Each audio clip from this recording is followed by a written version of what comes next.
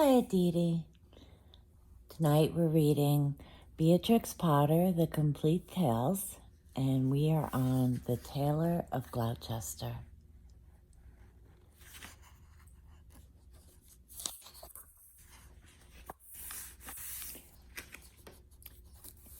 In the time of swords and periwigs and full-skirted coats with flowered lappets, when gentlemen wore ruffles and gold-laced waistcoats of paduasoy and taffeta, there lived a tailor in Gloucester.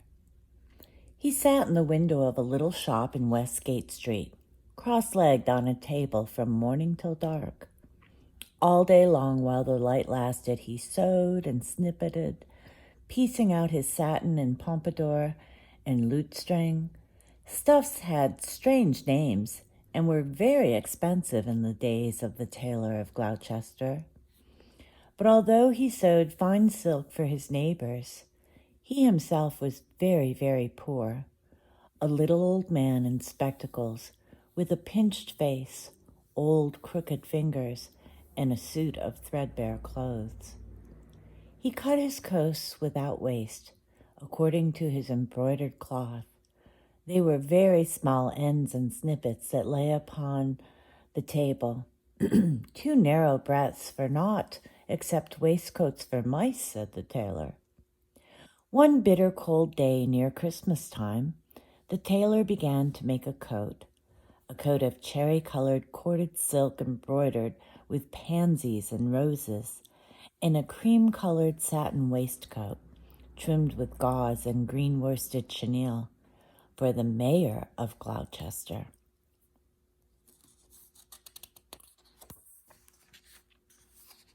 The tailor worked, and he talked to himself. He measured the silk and turned it round and round, and trimmed it into shape with his shears. The table was all littered with cherry-colored snippets. No breadth at all, and cut on the cross. It is no breadth at all, tippets for mice and ribbons for mobs for mice, said the tailor of Gloucester. When the snowflakes came down against the small leaded window panes and shut out the light, the tailor had done his day's work. All the silk and satin lay cut out upon the table.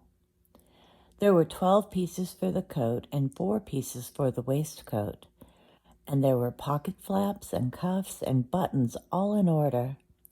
For the lining of the coat there were fine yellow taffeta, and for the buttonholes of the waistcoat there was cherry-colored twist, and everything was ready to sew together in the morning, all measured and sufficient, except that there was wanting just one single skein of cherry-colored twisted silk.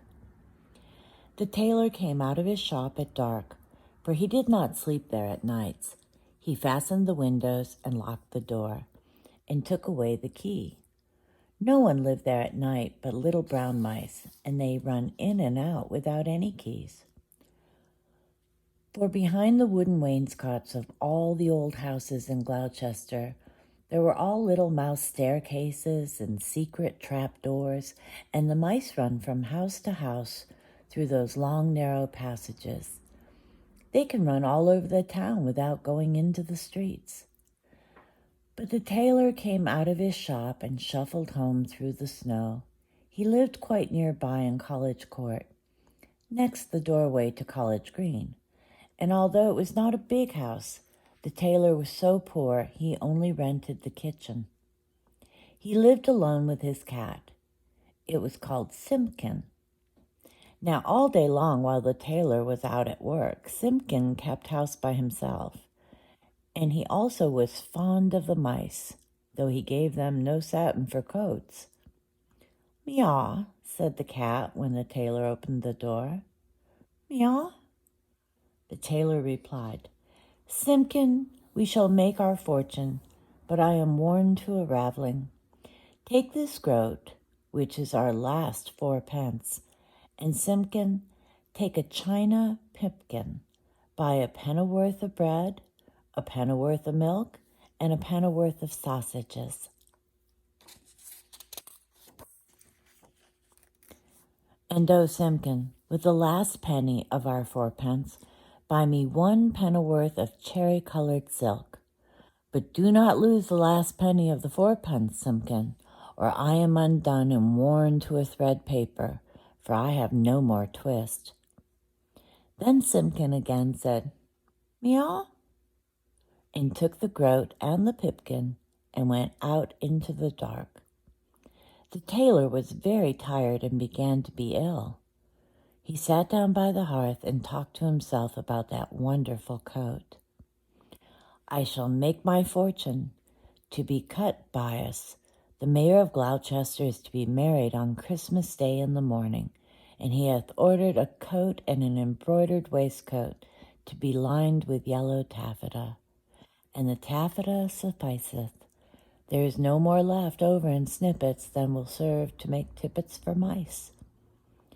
Then the tailor started, for suddenly, interrupting him, from the dresser at the other side of the kitchen came a number of little noises. Tip-tap, tip-tap, tip-tap, tip. "Now what can that be?" said the tailor of Gloucester, jumping up from his chair. The dresser was covered with crockery and pipkins, willow-patterned plates, and teacups and mugs. The tailor crossed the kitchen and stood quite still beside the dresser, listening and peering through his spectacles. Again, from under a teacup came those funny little noises. Tip-tap, tip-tap, tip-tap-tip. "This is very peculiar," said the tailor of Gloucester, and he lifted up the teacup, which was upside down. Out stepped a little live lady mouse and made a curtsy to the tailor. Then she hopped away down off the dresser and under the wainscot. The tailor sat down again by the fire, warming his poor cold hands and mumbling to himself. "The waistcoat is cut out from peach-colored satin, tambour stitch and rosebuds and beautiful floss silk. Was I wise to entrust my last 4pence to Simpkin? 21 buttonholes of cherry-colored twist." But all at once, from the dresser, there came other little noises. Tip-tap, tip-tap, tip-tap, tip. "This is passing extraordinary," said the tailor of Gloucester, and turned over another teacup, which was upside down. Out stepped a little gentleman mouse and made a bow to the tailor.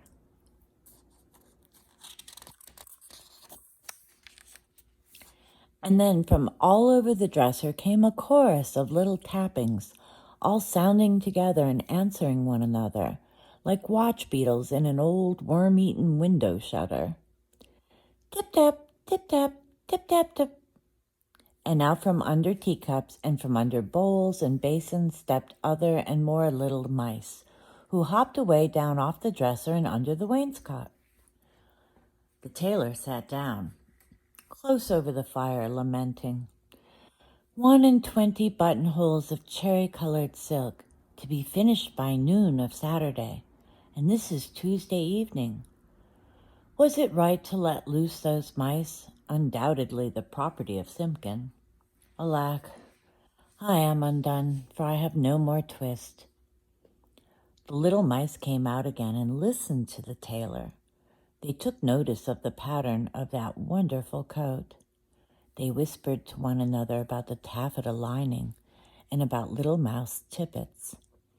And then all at once they all ran away together down the passage behind the wainscot, squeaking and calling to one another as they ran from house to house, and not one mouse was left in the tailor's kitchen when Simpkin came back with the pipkin of milk. Simpkin opened the door and bounced in with an angry grrr, meow, like a cat that is vexed, for he hated the snow, and there was snow in his ears and snow in his collar at the back of his neck. He put down the loaf and the sausages upon the dresser and sniffed.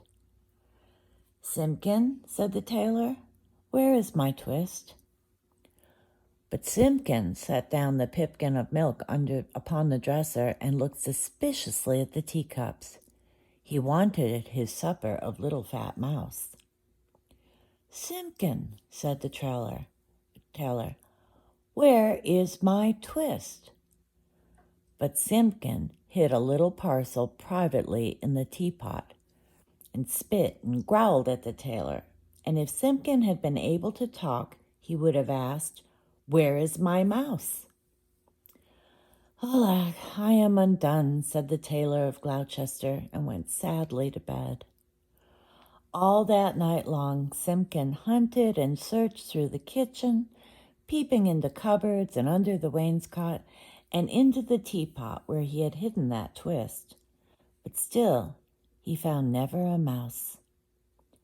Whenever the tailor muttered and talked in his sleep, Simpkin said, "Meow," and made strange, horrid noises, as cats do at night. For the poor old tailor was very ill with a fever, tossing and turning in his four-post bed, and still in his dreams he mumbled, "No more twist, no more twist."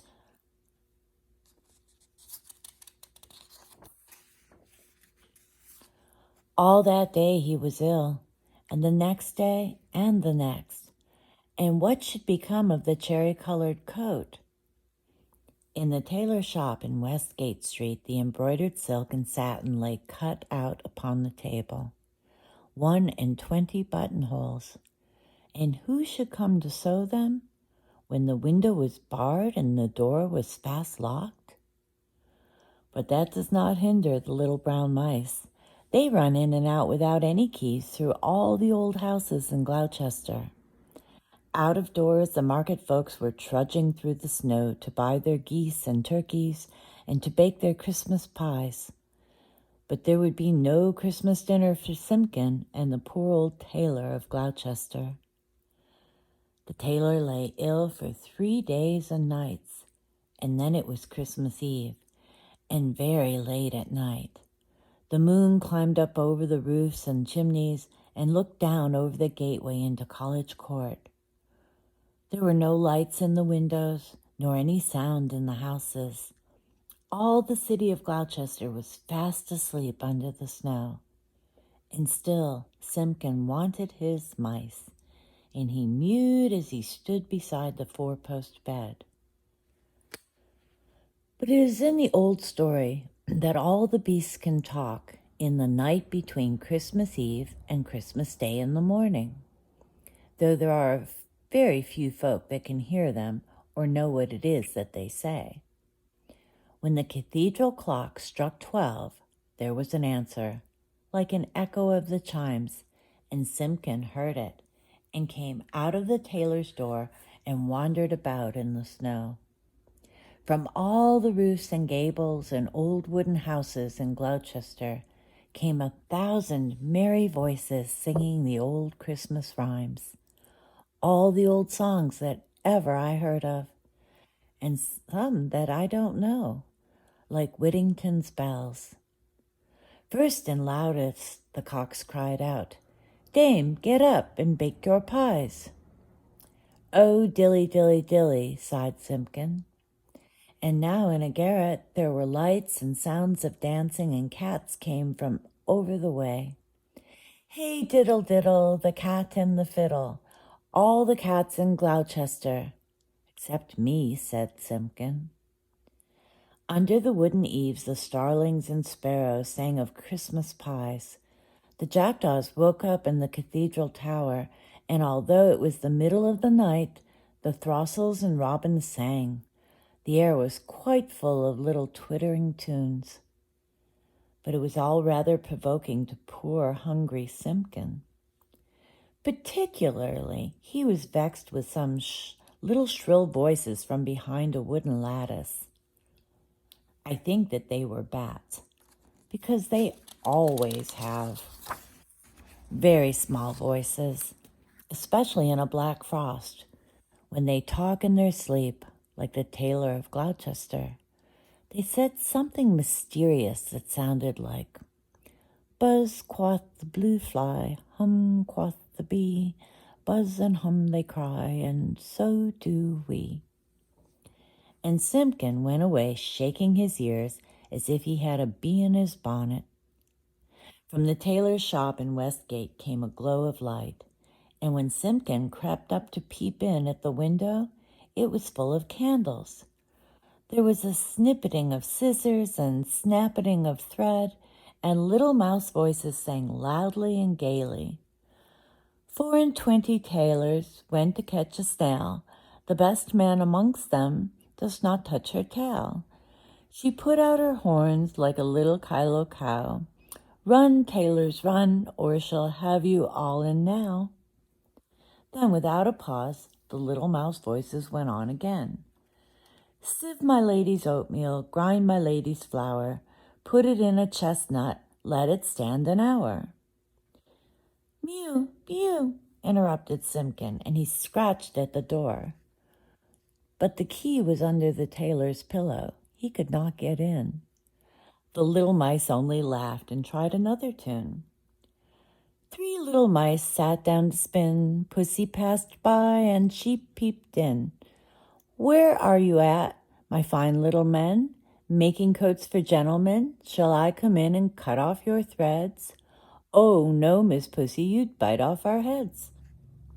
Mew, mew, cried Simpkin. Hey, diddle dinkety, answered the little mice. Hey, diddle dinkety, poppety, pat. The merchants of London, they wear scarlet, silk in the collar and gold in the hem, so merrily march the merchant men. They clicked their thimbles to mark the time, but none of the songs pleased Simpkin.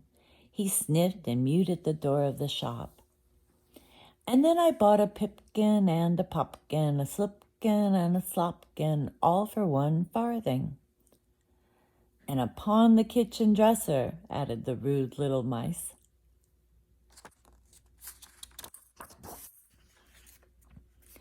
Mew, scratch, scratch, scuffled Simpkin on the windowsill, while the little mice inside sprang to their feet and all began to shout at once in little twittering voices. No more twist, no more twist, and they barred up the window shutters and shut out Simpkin.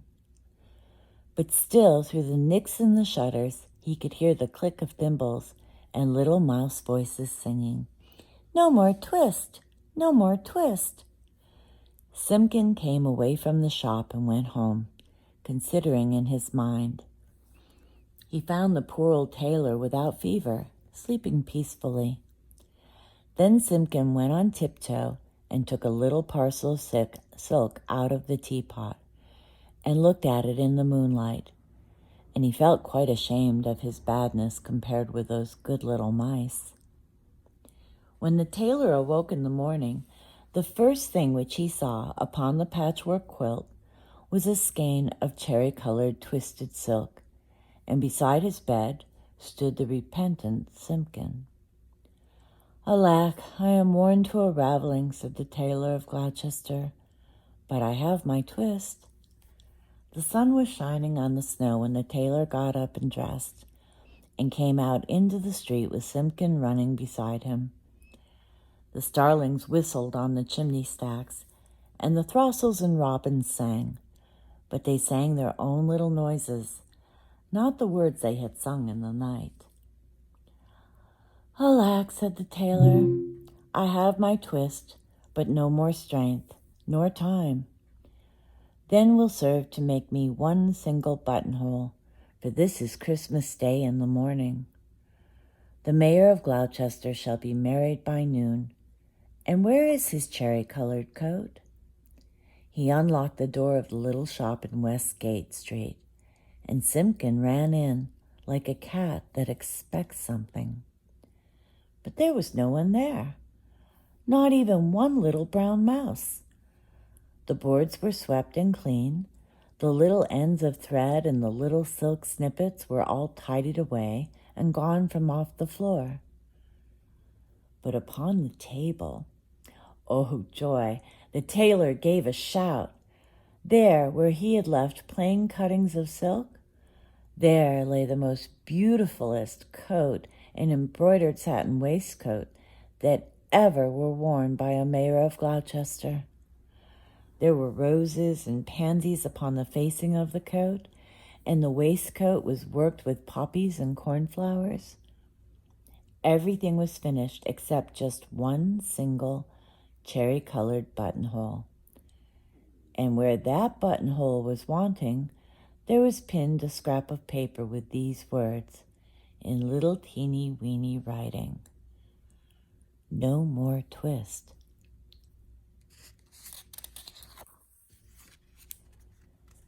And from then began the luck of the tailor of Gloucester. He grew quite stout, and he grew quite rich. He made the most wonderful waistcoats for all the rich merchants of Gloucester, and for all the fine gentlemen of the country round.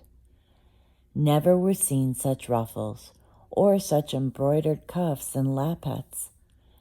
But his buttonholes were the greatest triumph of it all.